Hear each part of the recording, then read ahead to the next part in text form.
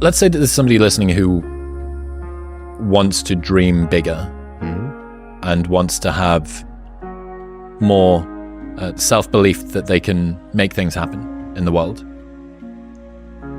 What would you say to them?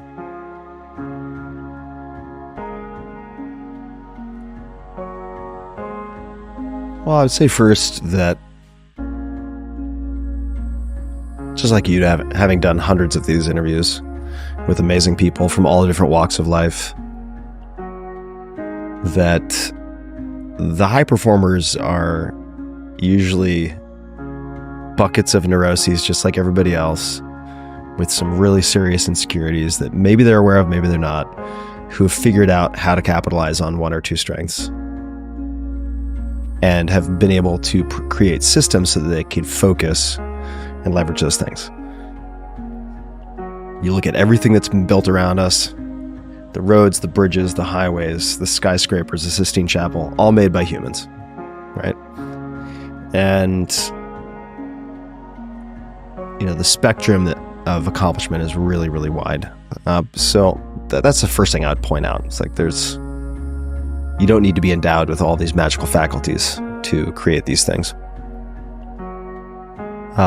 Secondly, I would say that paradoxically, it's often less crowded to aim for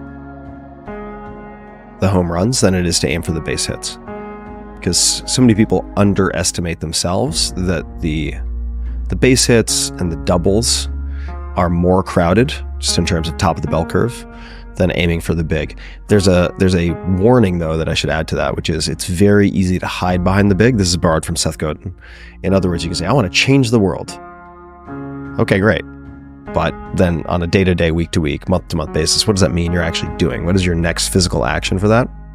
And people can hide behind this big nebulous hand-wavy thing. Mm-hmm. And it's like, okay, well, what's the antecedent to that? What's the antecedent to that? Maybe it's just finding product market fit and building a company that solves a problem with a product. Great. Okay. Let's back out of that. Now what do you need to do? All right, I need an MVP of my website. Okay, great. Put it on some paper. Okay. Can you show that to somebody? Forget about building the website. Have your first contact with customers. Okay, great. Can you get them to pay you $1? If not, back to the drawing board. And I think that with the dreaming big, it's important to be able to back up. But a lot of it just comes down to trying a lot, doing 80-20 analysis to identify what the trivial many are and what the critical few are, being able to separate those two, double down on the critical few, understanding what your strengths are, so that you can find something that is easier for you than it is for most people, right? Having a support system around you, like friends.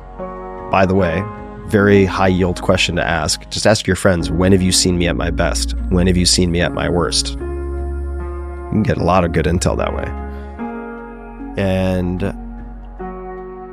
then just play the game to the best of your ability and really try to be a category of one. It's a lot easier if you find the right arena to be the only instead of being the best, which does not mean you don't focus on quality. But if you don't think in terms of trying to create a new category for yourself, very often you end up in a red ocean type of scenario with a race to the bottom type of dynamic where it is incredibly difficult to create a career, an identity, a source of income that has a protective moat or margin for error of any type. So I would encourage people to deeply think about that as well. So that's a lot. But last and not least, I would say, if you're serious all the time, you're going to burn out before you get the truly serious stuff done. So don't take every day like it's a life or death thing. At the end, we're all dust. Like the empire builders, you listen to the fall of civilizations from these iconic empire builders. Like, you're not going to recognize any of the names.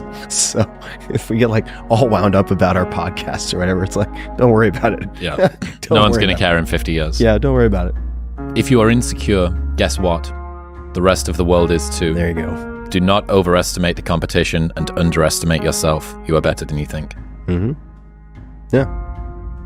We have this assumption, at least I always did, There is an asymmetry between what we see of our own mental vacillations and what we see of other people's motivations in the actions that they take. Everybody else looks like a slick, rational agent, and we look like a wavering idiot, right? Because all of the back and forth that somebody goes through doesn't show up in their actions. They just do the thing after all of that. But you see your own flaws and foibles from a front row seat.